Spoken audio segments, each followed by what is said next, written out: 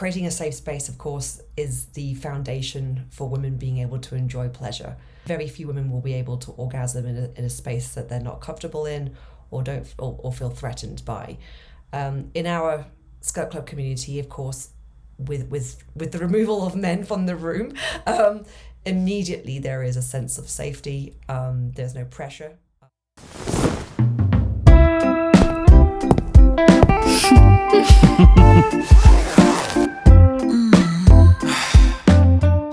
Welcome back to Swapping Secrets. My name is Jess. And I'm Lawrence. And if you guys haven't already, please don't forget to spank that subscribe button. But let's get into today's topic.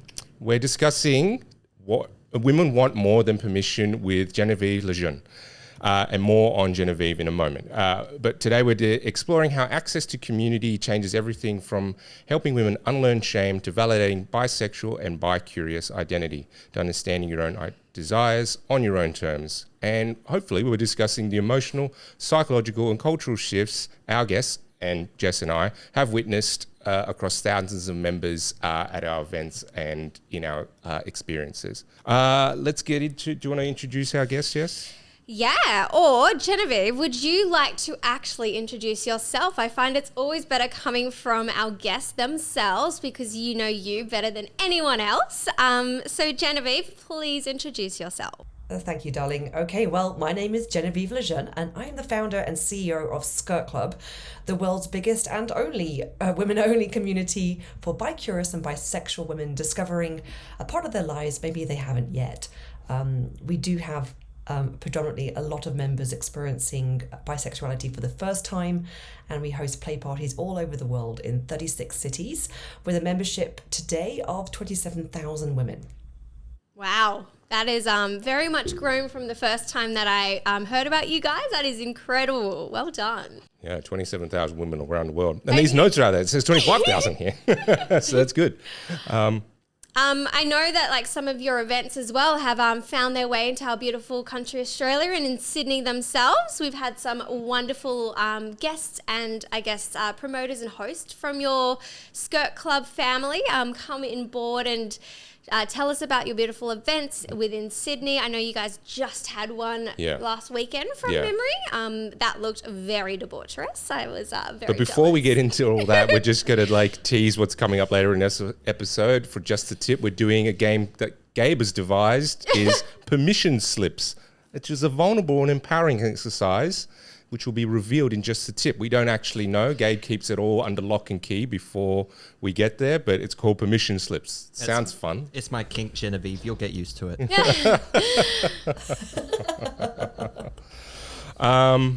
Should we start with some fun questions, which I know you probably get asked quite a lot, but what made you start Skirt Club? Well, honestly, myself, I couldn't meet women like me. It's not easy to spot a bisexual. There's nothing about her in the aesthetics or like tattoo or nothing about a woman says I'm bi. So it's very hard to identify who she might be in a bar situation or in your social circles. So back in London 2013, I decided to start my own community. I tried lesbian bars. I tried gay bars, thinking women might be more open-minded in those circles, and it wasn't working out. So I decided to go make it more targeted and just simply create a community for bi-curious and bisexual women. How have I'm just going off script straight away because I'm super curious because you obviously make a point of it being about for bisexual, bi-curious, or people exploring that side of their sexuality. So it's sort of like this, the way I read it is like, maybe not exclusionary to lesbian women, but it's very much aimed at the bisexual women. I'm wanting to know a little bit more about how that came to be and why that decision was made, obviously, and then it's a talking point for you, as I can tell, and how you got there. Well, I don't know if it was a decision. It was more like we wanted a community for women like us. I did find a lot of the new friends I was making who identified as bi were also in a relationship with a man. And they weren't looking to replace him. They were looking to have exploration on the side in addition to that relationship. So that is very different to, say, a woman who is looking for a relationship with another woman. Our events are very much about the experience, no strings attached, sometimes and often incognito. A lot of the women who come use pseudonyms, and a part of that is also just quite fun and playful. But it was definitely, Skirt Club was definitely born from a desire for women to for the first time, experience sexual pleasure without shame. And there was plenty of that back in those days. So we were providing that space. I don't think we've ever, labeled it as, you must be bi-curious to come. It's more like, this is what we do, so come if you enjoy that, women only. And that's pretty much how I would describe our community. Yeah. And I mean, obviously there is, these events are to the exclusion of men, or obviously. So just to remove that, but I'm not upset about this. I'm just I realized the way I started that question. He is your number one fan. I realized the way I started framing that question by saying like, "Hey, what about us? Why can't we come?" But it's about that, not having the male gaze. You should see my inbox. I have thousands of emails from men asking why they are not allowed to come to Skirt Club, and all the offers in the world to be the bar back, bar manager, bouncer on the door, anything, just they'll wear a dress even. But sorry guys, the answer is still no. And do you allow do you allow trans women at your events? We do have trans women at our events. They are vulva owning trans women. Yeah, okay, fair enough. Yeah, we have an event here that we run. It's called Club V, and it's basically the same premise as Skirt Club, I suppose. It's a play party, because obviously we run a adult play party venue. So everything that we aim and do around is like curating events for people to come and explore and have no strings attached fun, or make some strings. Like we like people making connections and being part of a community too. That's super important to us. But yeah, it's always been no cisgendered. I think it's similar to what you were saying, where you needed to find that space where females who may be in a relationship with a male, or looking for that bisexual or bi-curious nature, could come and explore something without that male gaze, and creating that safe space, which I know Skirt Club has done so well. You guys have curated beautiful mini skirts, you've got the proper skirt events, you've got online strip shows. Like, you guys have really branched out into creating that beautiful safe space. So that's something we've tried to, I guess, embody when we had our Club V events. Since you do this all around the world. I know of all the ones that you do in London. I know there's the ones in America. You've touched into Sydney. How did you come about finding that way of creating that safe space? Because it's not that easy. Definitely, at least from our experience, creating this space for women to explore isn't as easy as it sounds. So you can't just build a room. You can't just pop it up and just say, women come. So how did you come about creating that safe space for women? And if I can stack on to that question about safe spaces, why does a safe space change everything? The things that you would notice between how guests, if you had the exact same guests in a space curated by Skirt Club versus, say, at a regular bar, or then a lesbian bar, how that differs in your experience? Yeah, and creating a safe space, of course, is the foundation for women being able to enjoy pleasure. Very few women will be able to orgasm in a space that they're not comfortable in, or feel threatened by. In our Skirt Club community, of course, with the removal of men from the room, immediately there is a sense of safety. There's no pressure on her to perform or please someone, and there's no expectation of her. And quite honestly, orgasms come when they come. With women, sex between two women, the goal is not the orgasm. The goal is the experience, the journey, the pleasure, the sensual touch. So there's a very different focus point as well. I do find, of course, when women create events for other women, there's a lot of attention to the detail, the decor, the ambience. the way women dress for one another, then they really put in the effort when they know they're dressing for women. And it's a lot of thought into scent, visuals, being able to create beautiful crafted mocktails or cocktails. Taste is very important. The whole design, I think, of the space is incredibly contributing to how she feels when she steps in. And if it's, and as it's our brand, of course, we always present with a touch of luxury. That really does help her feel more sensual as she walks into the room. So that's how we prepare and set the stage. And also, it's not just the event itself, it's the lead up into the point when she arrives. She would have been sent an invitation with a dress code. So here she starts to think more about how she wants to present, who she might meet. Getting ready for an event like this is foreplay in itself. There's a lot of time taken with the preparation. So all these steps are just beautiful ways to really get into it. I would say that it starts with your commitment to attend, and that could be weeks before, because the thoughts, they start then, and your experience is throughout until days after, when you with the afterglow. And I think all of this is just slow tantric build-up, which I know women respond really well to. Yeah. We have a similar philosophy to that where, part of the excitement, for our guests is predominantly heterosexual couples, getting ready, talking about it, buying the clothes, doing shopping for it. That's part of, as you said, the foreplay. They're getting, coming to the club for the few hours you're actually going to be here is the smallest actual part of the experience as a total. We try and educate guests. It's just like that before and the after is going to be much longer, but way more exciting, I think, overall. The anticipation build up, and then subsequently the reconnection or connection afterwards, after an event like this, is super fun and important.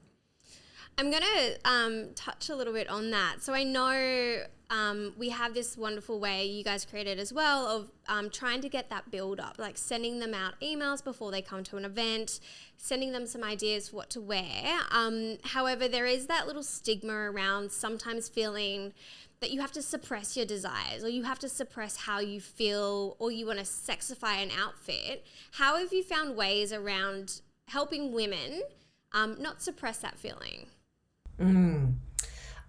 Well, Scat Club is very much the non-judgment zone, and I've heard many members say, I love to dress slutty. In fact, in a room full of women, I would dress more slutty than ever, because there's no fear of judgment or fear of a sense of, well, if you dress that way, you obviously want to be fucked. With women, we're just going to admire it and probably ask you to heighten the tension a little more.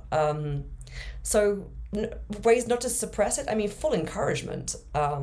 Also, my team, they are very much dressed to the nines, and they set the example, so to speak, right? So once you see someone else doing, you feel more relaxed to follow suit. And I think, we can just say, okay, you can be here tonight. And I was just at a party in San Francisco 2 days ago. Today's Monday, so on Saturday night, and everyone walks through the door in their full outfit, so they dress to undress, right? And then the top layer comes off and the next layer comes off, and then very quickly by 10 p.m. it's down to their favorite lingerie and stilettos, and it's always fun, and everyone's showing off to each other, look what I just got, it's like a little catwalk sometimes, which I think is funny. No, yeah, it's definitely females definitely love to dress for other females, and I noticed on your. I've only just learned this very recently, actually. How? I'm 39-year-old person who hasn't worked out that women actually dress for other women. Well, yeah, it's very, very much true. Like when I wear my lingerie, or when I go out lingerie shopping, I always have a female opinion over a male opinion that will sway my way to purchasing that item. Mainly because I value their opinion a little bit more. Not that I don't value a male's gaze or their opinion. I just feel much more empowered by a female saying, wow, that looks really sexy. I know that you guys also have a store online that allows people to go shopping for, their lingerie, their outfits. Do you guys find with females, or your people that are purchasing outfits for the events that you guys have coming up, have a particular style? Like, is it more lacy? Is it more bondage? Is there anything that suits personality types? What's the most common, I guess, attire of lingerie that we're looking at? Well, because we have themes for each of our signature parties, they are dressing for the theme. So I couldn't say, well, there's definitely a cultural bias towards this kind of. Well, actually, I could. For example, okay, I can say this. In Berlin, you are going to get a more latex, leather-centric look compared to San Francisco, where I was at the weekend. It was very much more like pink and bows and silks. Miami is definitely more strapped in, tight-fitted bodycon, super high stilettos. And London, it's still a little bit more conservative overall. You know, it's still, you know, that's a nice, it's a nice fitting look. And Australia, oh, okay. I mean, I had such a great trip recently to Australia, and I did events in Sydney, Melbourne, and Brisbane in that order. And oh my God, the Sydney party was epic. So the women were like, the laundry was on fire. You guys really know how to light up the room. Like, I loved it. And yeah, they've, again, huge effort into great lingerie and some kind of like robe or caftan to complement that, to walk around in afterwards, which is always so flowy and silky. Yeah, we're very good at finding our way into the colourful, bright and lacy outfits. We're actually very fortunate here in Australia where we get a lot of shops or places that we can actually go to or purchase online. And like Honey Bidet was founded here in Australia, right? Yeah. So we've got like we've got Honey Bidet, we've got Baby Like Saponi, where you can buy Bordel. We also have one of our amazing sponsors, Flirt, who also has some sexy lingerie sets, but also tags on their toys and lubricant products. Flirt's actually one of our major sponsors that helps us out with our podcast and all our gifts and goodies that we give out to our guests on big event nights. The code is Secret15, so SECRET15, which gives you 15% off checkout whenever you whatever's in your purchase. So obviously head over to flirtadultstore.com.au, use that coupon code that lets them know that you came from us, and that keeps the lights on. But talking about some pleasures that we get from toys, I know a lot of the women who do come to your events, like you mentioned before, it's not all just about sex. So there are different types of ways of enjoying that pleasure. Do you find a lot of women bring toys, or is it more just utilizing what they've got as themselves, like their body parts, or is it a bit of a mix? I would say because we are predominantly inviting and working with novices, you know, in this area, they don't think to bring toys. They are, you know, they're going to experience their first kiss. So, you know, they're happy just there. And sensual touch is a lot already. So the majority aren't thinking about toys. We don't provide toys. When women do bring toys, it tends to be mostly like a small vibe, or I've seen one or two strap-ons, but again, not often. You know, I think it's still such a novel experience, woman on woman, that's enough. We do provide like a table of sensual touch play items like feathers, ostrich feathers, for example, silk blindfolds, some spanking paddles. Yeah, and there's a beautiful to play with. So I know with your events as well, you have your wonderful promoters, or your Skirt Club leaders that are there at the events. What do they do when they come? Like, obviously they get all the guests in, they greet them, they help them on their journey throughout. What else is it for a Skirt Club promoter, I guess, that they do to help encourage other women to feel comfortable to come along? So our Skirt Club ambassadors are around the world. I think we have around 200 at the moment. They typically, you know, live in the city in which they would love that Skirt Club party to happen. And so it usually starts with her reaching out to us. Hey, I really want Skirt Club Sydney to exist. Please, will you come to town? And we work together to build a community big enough to host events. So her role really is that she's usually a good networker, super friendly, and just looking to make new friends. That's beautiful because it's genuine. I wouldn't call them promoters, more ambassadors for that reason. And then there's the other option, which is to be a Skirt Club hostess, and that person is only at the events, and she's really there to help you feel welcome when you arrive, and that's a really key role because you can only imagine how nervous these women are feeling, you know, they've gone to a party by themselves, you know, to meet people they never met and to do things they've never done before. And so that already is a lot. So crossing the boundary of just walking through that door is usually a lot for her. We quickly get a glass of Prosecco into her hands, and after that she's calmed a little more, just getting into the flow of it. But I mean, when I say they're shaking at the door, I mean it. You know, it's a huge responsibility to take care of somebody's first time or first experience, sexual experience like this, because it determines the trajectory of where that goes. You know, how much she is turned on by it decides how much more she will pursue it for the rest of her life. So her first time is a big experience. So those are the roles at Skirt Club. We also have event managers as well, who are there simply to run the event.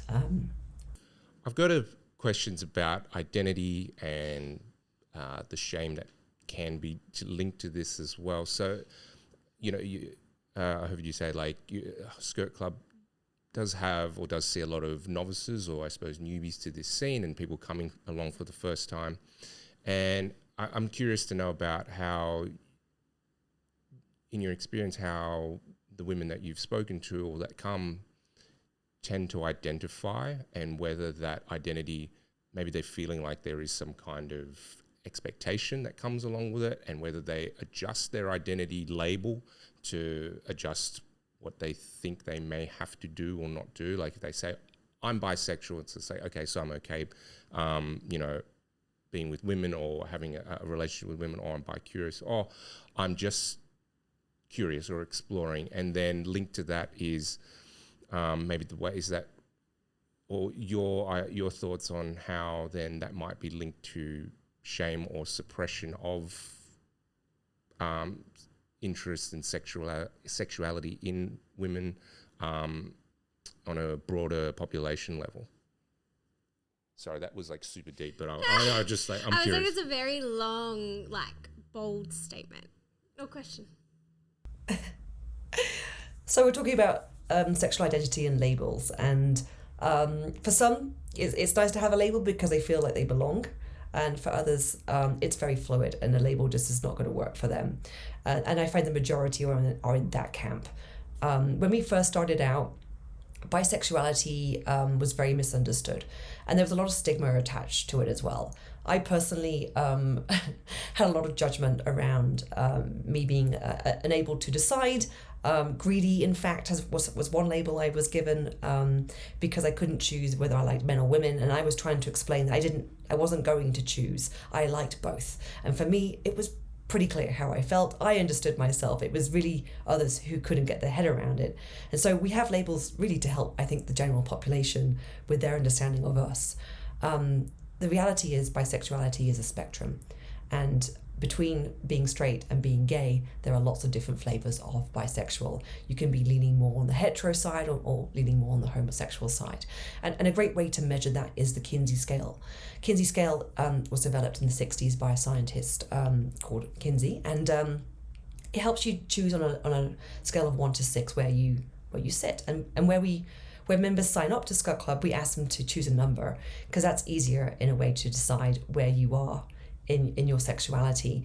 That may also change, and we have measured that women do change after their first event, and you can imagine they're going in that direction. So I've had my first kiss and my sexual experience, and now I'm finding myself more on the 2 or 3 side of the scale, leaning more into women naturally, right? And you would expect that, but that's a demonstration really of how fluid this can be. I do know that a lot of women in our club still identify as straight.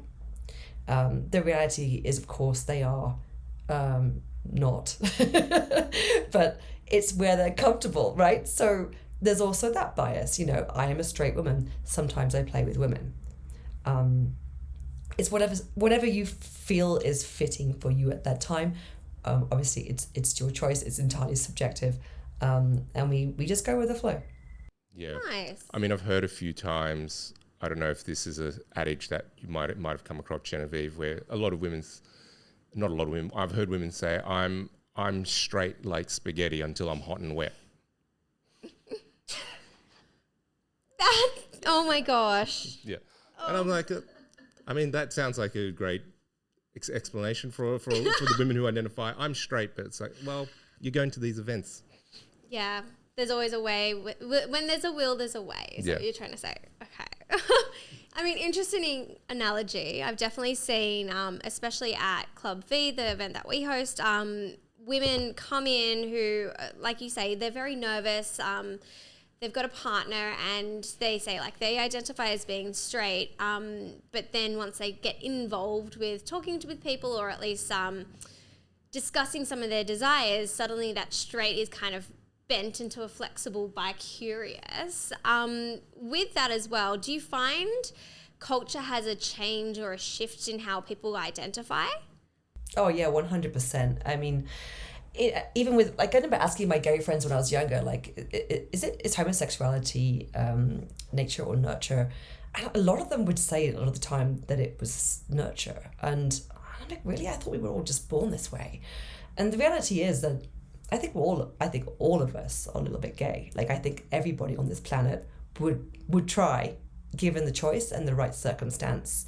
And the way the world has changed the last decade, it is far more acceptable than ever for women to be bisexual. And men are not quite there yet, but definitely that trend is coming. You see it everywhere. I don't see a single Netflix show without a girl on girl scene these days. And it's almost... it's ripe in pop culture too. You see lots of celebrities like Miley Cyrus embracing their bisexuality, and effectively they make it okay. You know, they're role models. And so we're like, oh, well, that's okay for her, it's okay for me. And so off we go. And I think a lot of the reason why Skirt Club has been so successful is because me personally, I look like a very regular, law-abiding professional who worked in finance for 15 years. And yes, I'm also bisexual. And I think the world hadn't seen it normalized yet. And so in 2013, when we started this, it was a shock for most people to know what bisexuality looked like. And it looked really normal. And that's, I think, what helped us like really sort of integrate well with society as it was. And for women to come forward and say, hey, I can be bi too. Yeah. Yeah, we definitely noticed that trend that you touched on with, like, it's men are trailing in that department, being comfortable, safe expressing that they either are bisexual or they have, those kinds of interests. We've got friends of ours who run an event here at the club, and they have done for like, I think nearly 10 or 11 years, called Pendulum, and it's marketed as a bisexual play party for men and women. And the emphasis is a little bit actually on the men. So making sure that bisexual men know that this is a safe place and a safe party to come to if you are interested in that, because we would still see our fair share of homophobia inside the club. When two women would hook up, fine, nobody bat an eyelid, that's hot, the male gaze kind of thing, all that goes along with it. But two men start kissing, and it's all of a sudden, the slurs start coming out, and it's just so, it's just baffling to me. It's just like, hey, wait, why? How do you justify this in your head? Only for the fact that, like, it's more erotic to you, that it's the opposite sex or whatever it is. So yeah, it's just one of those things that I think, men are definitely trailing behind. And speaking of like shows like on Netflix, I'm starting to see, especially in the newer shows, like more homosexual like intimacy or male intimacy. I see it just more casually. It's not necessarily plot driven. It's just a relationship between two men. Like, one main character might be a lawyer or an accountant, but they just happen to have a husband. And it's like, but it's not really spoken about. And that I kind of like, where it's just like, this is just normal. We're not making a big deal about this. Yeah. I want to add to that too, as well, as like, as a queer person, it's better to see that, what your example is, Lawrence, but like with, like what we were talking about before, there's such, especially with what Genevieve was saying, where there's such like a gray area or a scale, a Kinsey scale is so nuanced. It's so like, I don't know, it feels still quite black and white in a lot of cases, where it's like, yep, this couple's definitely gay, this one's definitely straight, you know what I mean? It'd be nice to see a bit more of that grey area representative of that queerness, that isn't really fully explained, but it's often hard to convey that through media and make it sing clear to the viewer, I guess. Yeah. And back on the Kinsey scale, I know Bradford speaks up. So Bradford is him and his wife Angela run By the By, and they run that pendulum party that I just mentioned a few minutes ago. And on his podcast, he talks about the Kinsey scale a lot. But he talks about it in the way that it's like it's a spectrum, but he moves up and down depending on his mood and how he's feeling. So sometimes he's very straight, like I'm grr for women, and sometimes I'm super gay, I'm grr for men, and sometimes it's like whatever. It's like I'm right in the middle. It's like I'll be in the middle of an orgy, and it's just like men, women, let's go, kind of thing. And it's I think maybe that's also something that's interesting, where it's just like it doesn't have to be like you start at 0 at the heterosexual, and then you creep up, and then but that's it, you're static and you're locked in, kind of thing. Yeah. On that topic though, I know, so thankfully over the 12 years that we've been operating, almost 13 years for you, there's been that big stigma around sexual health, and people kind of assuming because we're all more sexually active, we instantly bring more diseases, more issues, we create more problems, like we are the problem. I don't know how it's possible, because all we're trying to do, right, is explore our wants and our needs in a very safe and sensual environment. And consciously as well. And consciously. Which ties into what I know you're about to launch into, Jess. But I love talking about all our beautiful sponsors. And we have another one which is called Stigma Health, which also helps us keep this community equally as safe and happy and have confidence in being able to do that for themselves. Yeah. And yeah. Sorry. No. Oh, okay. Sorry, I thought you wanted to continue. Agreeing. And then so Stigma Health has actually given us this beautiful discount of 20% off to go and get online referral kits. Basically, they get a referral sheet so they can go off to the pathologist, get all tested, and then come back and join in on all of those orgies that they are having. It removes the need to go to a GP and just an in-person visit. It's just like fill out the form, takes a few minutes. You can use your Medicare card, so that's our health system here in Australia.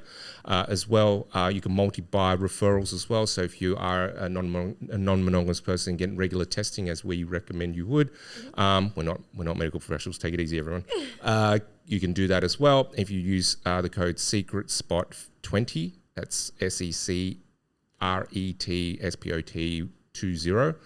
You'll get 20% off your order. That applies to obviously if you multi-buy as well. So go to stigmahealth.com and they will sort you out. It's really fast. It's really easy. I promise you.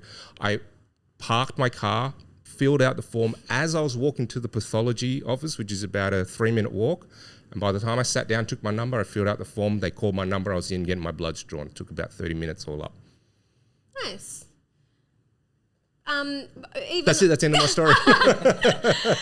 On that topic as well, talking about safe sex. So we provide condoms, lubes, all the fun little essentials that you need for a night. When you come to a skirt club, I know you mentioned that you guys provide some fun sensory toys. Do you guys also provide safe sex items like dams or maybe lubricants for women if they want to explore that? Of course. In fact, I'm usually educating them about what dental dams do and how they work. Yeah. So most women have never seen one Nobody before. knows. It really is just a piece of thin latex. Yeah. Usually it's flavored, and so I make a point of getting it out during my speech and showing them how stretchy it is and sticking my tongue through it and demonstrating how it goes from your lips to her lips.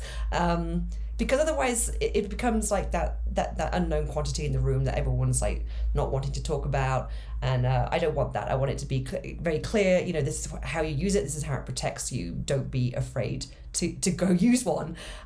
We also have condoms if someone has brought toys with them, and of course lubes. We have plenty of sponsors for lubricants. There are so many these days. Oh my God. I hope you don't mind, Genevieve. I'm going to borrow what you just kind of touched on in your talk about dams, because I do that when I do tours and talks for especially for our newbie nights. I do take out, because we've got I don't know if you can see it in the background. There's our dispensers and we have dams on one side, and everyone's like you said, they're just like, what?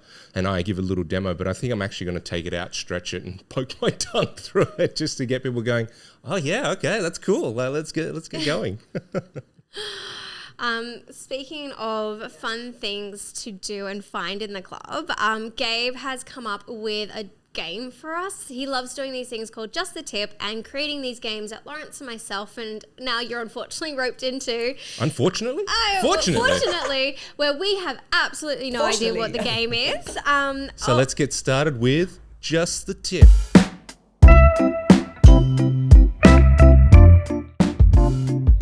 So bear with us for a second, Genevieve, while I'll just explain the game. So we make a different game every week in Just a Tip. This one is called Permission Slips. It's a vulnerable and empowering exercise. So simply put, you guys have some whiteboards next to you and some pens. If you want to grab those, Genevieve, you don't need to grab one yourself. You're actually going to be sort of more the observer / commentator to this I thought you were particular going to be the game. judge. I thought we were appealing to like Principal Genevieve. Like, we have our permission slip, our purpose slip. Yeah, that's a lot more kinkier and hotter than I actually anticipated the game being, but note taken. I'll go in that direction next time. Yeah, But, dial up the kinkiness.